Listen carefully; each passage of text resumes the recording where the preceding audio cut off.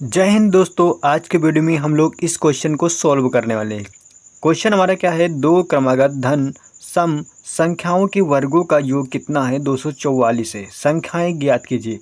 आइए समझते हैं इस क्वेश्चन को कैसे सॉल्व करेंगे। यहाँ पर क्या दिया हुआ है क्वेश्चन में, दो क्रमागत धन सम संख्याओं के वर्गों का योग 244 है। हमें नहीं मालूम है कि वो कौन सी संख्याएं हैं, तो क्या करेंगे, सबसे पहले अगर नहीं मालूम है तो मान लेंगे। तो क्या लिखेंगे, माना, क्या लिखेंगे, माना, माना पहली क्रमागत सम संख्या, माना पहली, माना पहली क्रमागत, माना पहली क्रमागत सम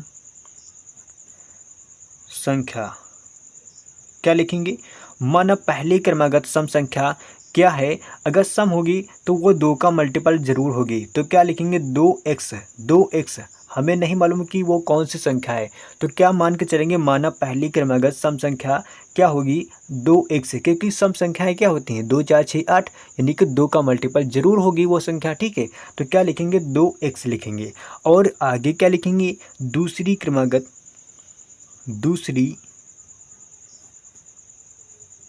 क्रमागत, दूसरी क्रमागत सम संख्या, दूसरी क्रमागत सम संख्या क्या हो जाएगी वो, 2x, 2x प्लस 2।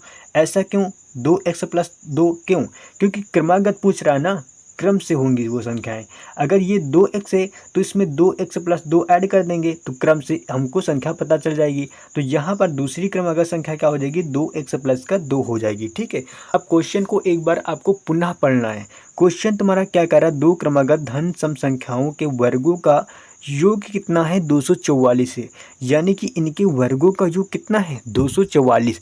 यानी कि आपको प्रश्न के अनुसार ही चलना है। तो आगे क्या लिखेंगे, प्रश्नानुसार। क्या लिखेंगे, प्रश्नानुसार, प्रश्नानुसार। अब देखिए यहाँ पर दो क्रमागत धन सम संख्याओं के वर्गों का योग कितना है, 244। तो इनके वर्गों का योग लिखेंगे। तो पहली संख्या का वर्ग प्लस में दूसरी संख्या के वर्ग का योग कितना दिया है, 244 दिया है। कितना दिया है, 244। अब इसको आगे हम लोग सॉल्व करने वाले हैं। इसको आगे जब सॉल्व करोगे तो क्या हो जाएगा, यहाँ पर क्या हो जाएगा, दो, दो का स्क्वायर क्या हो जाएगा, 4 हो जाएगा। भाई 2 का स्क्वायर कितना हो जाएगा, 4 हो जाएगा। तो आगे क्या हो जाएगा, 2 का स्क्वायर यहाँ पर 4, और x का स्क्वायर क्या हो जाएगा, x स्क्वायर हो जाएगा। x का स्क्वायर क्या हो जाएगा, x स्क्वायर। प्लस में क्या हो जाएगा, यहाँ पर प्लस में इसका क्या हो जाएगा। अब देखिए यहाँ पर a प्लस बी का होल स्क्वायर का फार्मूला लग जाएगा। तो क्या हो जाएगा, ए स्क्वायर यानी कि 2x का होल स्क्वायर क्या हो जाएगा, 2 दूना 4, x स्क्वायर हो जाएगा। प्लस में बी स्क्वायर यानी कि 2 का स्क्वायर क्या हो जाएगा, 4 हो जाएगा। प्लस में 2ab, प्लस में 2ab, 2 गुणे ए कितना है, 2x, प्लस बी कितना है, 2 है, प्लस बी कितना है, 2 है, बराबर में क्या हो जाएगा, 244 हो जाएगा। इतनी बात आपके समझ में आ चुकी होगी कि हम यहाँ पर क्या कर रहे हैं। ठीक है, अब जब इसको आगे सॉल्व करेंगे तो क्या हो जाएगा हमारा क्वेश्चन। अब यहाँ पर क्या लिखा, 4x स्क्वायर, यहाँ पर क्या लिखा, 4x स्क्वायर। तो आगे 4x स्क्वायर प्लस का 4x स्क्वायर जुड़कर कितना हो जाएगा, 8x स्क्वायर हो जाएगा। प्लस यहाँ पर क्या हो जाएगा, यहाँ पर 4 हो जाएगा। अब यहाँ पर क्या हो जाएगा, आगे 2 दूना 4 दूनी 8, प्लस में कितना हो जाएगा, 8x हो जाएगा। बराबर के उस पर क्या लिखा है, 244 लिखा है। तो 244 लिखा है तो लिख दीजिए, इसमें करना क्या है आपको। ठीक है, अब यहाँ पर इसको आगे जब सॉल्व करेंगे तो आगे क्या हो जाएगा। अब देखिए 8x स्क्वायर लिखा तो इसको ऐसे लिख लो।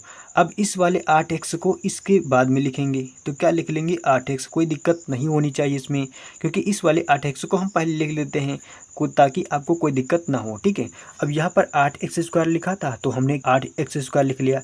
अब इस 8x को इसके बाद लिख लेंगे, ये हमारा नियम है। ठीक है, अब उसके बाद प्लस में क्या लिखेंगे, 4 लिखेंगे। अब 244 को इस पर लाओगे क्या हो जाएगा, माइनस का 244 हो जाएगा। बराबर की उस पर क्या बचेगा, कुछ नहीं बचेगा, यानी कि 0 बचेगा। ठीक है, जब कुछ नहीं बचेगा यानी कि 0 हो जाएगा। तो अब आगे स्टेप में क्या हो जाएगा, आगे स्टेप में होगा 8x स्क्वायर प्लस में 8x प्लस में, अब देखिए यहाँ पर क्या होगा, यहाँ पर माइनस का 244 है और यहाँ पर है प्लस का 4। यहाँ पर जब माइनस का 244 में से 4 को माइनस करेंगे कितना बचेगा, माइनस का बचेगा, कितना बचेगा, 40 बचेगा। 44 में से 4 को माइनस करने पर कितना बचेगा? 240। बराबर में क्या बचा? 0 बचा, यानी कि बराबर में क्या बचा? 0। अब यहाँ पर तीनों में हम लोग क्या कॉमन देख सकते हैं? यहाँ पर तीनों में हम लोग कॉमन ले सकते हैं कितना? यहाँ पर तीनों में कॉमन हो जाएगा 8 हो जाएगा कॉमन। जब 8 तीनों में कॉमन हो जाएगा तो इसके अंदर क्या बचेगा? अंदर बचेगा एक्स स्क्वायर प्लस का यहाँ पर क्या बचेगा? सिंगल एक्स बचेगा और माइनस के क्या बचेगा? 8 3 कितना होता है? 24। तो यहाँ पर माइनस के क्या बचेगा? यानी कि माइनस का 30 बचेगा और ब्रैकेट बंद कर देंगे, बराबर में क्या हो जाएगा? 0। अब इस 8 को 0 के नीचे भेज दो तो कितना हो जाएगा? इधर तो हो जाएगा 0। तो समीकरण हमारी क्या निकल के आएगी? एक्स स्क्वायर प्लस का एक्स माइनस का 30 बराबर 0। ये हमारी हो जाएगी समीकरण। अब इस समीकरण को हम लोग सॉल्व कर सकते हैं बहुत अच्छे से। ठीक है, आइए इस समीकरण को सॉल्व करके और संख्याएं ज्ञात करते हैं। अब इसको तो आप लोग सॉल्व ही कर सकते हो। यहाँ पर क्या करेंगे? 30 के गुणनखंड करना है। 30 के ऐसे गुणनखंड करना है कि जोड़ने या फिर घटाने पर यहाँ पर कितना आना चाहिए? यहाँ पर 1 आ जाए, और गुणा करने पर कितना आ जाए? तो यहाँ पर गुणा करने पर 30 आ जाए। तो क्या लिख सकते हैं? 30 के गुणनखंड क्या हो सकते हैं? 6 गुणे 5 हो सकते हैं। 30 के गुणनखंड क्या हो सकते हैं? 6 गुणे 5। अगर 6 में से 5 को हम लोग माइनस करेंगे कितना बचेगा? 1 बचेगा, और 6 5 का गुणा कितना हो जाएगा? 30 हो जाएगा। तो इस तरीके से हम लोग निकाल सकते हैं। ठीक है, तो यहाँ पर क्या हो सकता है आगे इसके गुणनखंड में? अब इसका जब गुणनखंड करेंगे तो क्या हो जाएगा? एक्स स्क्वायर प्लस का 6x माइनस का 5x माइनस का 30 बराबर 0।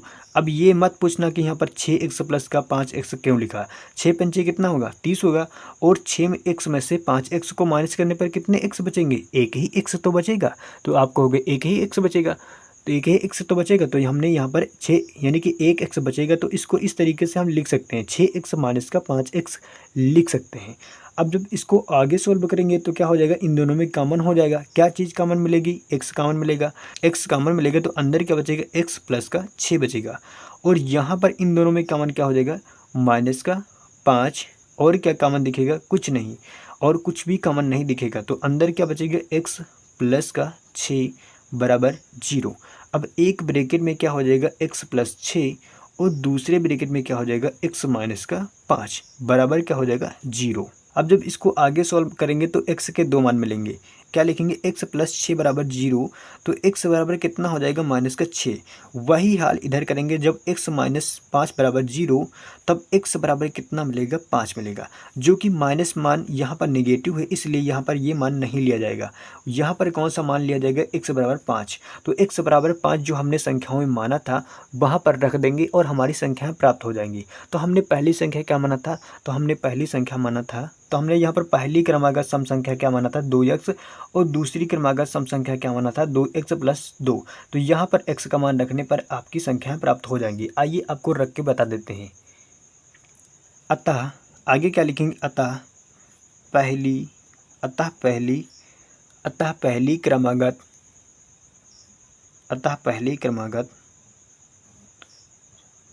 क्रमागत सम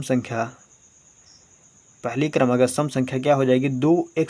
2x माना था, तो x में गुणा कराएंगे किसका? 5 से कराएंगे। 2 गुणे 5 बराबर कितना हो जाएगा? 10। यानी पहली क्रमागत सम संख्या क्या आ चुकी? 10।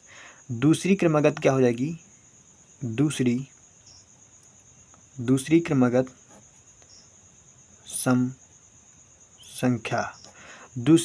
सम संख्या क्या माना था? 2x प्लस का 2 माना था। तो यहाँ पर 2x का मान कितना आया? 10। तो 10 प्लस 2 कितना हो जाएगा? 12। यानी कि दूसरी क्रमागत सम संख्या कितनी आ चुकी? 12। तो इस तरीके से हमने दोनों संख्याओं के मान ज्ञात कर लिया। तो इस तरीके से हमने सवाल को लगा लिया। आई होप आपको ये क्वेश्चन बहुत अच्छे तरीके से समझ में आ चुका होगा। दोस्तों, मिलेंगे हम लोग अगले वीडियो में। तब तक के लिए जय हिंद, जय भारत। वीडियो देखने के लिए आपको बहुत बहुत धन्यवाद, और ऐसे सवाल ज़रूर तैयार करके जाना।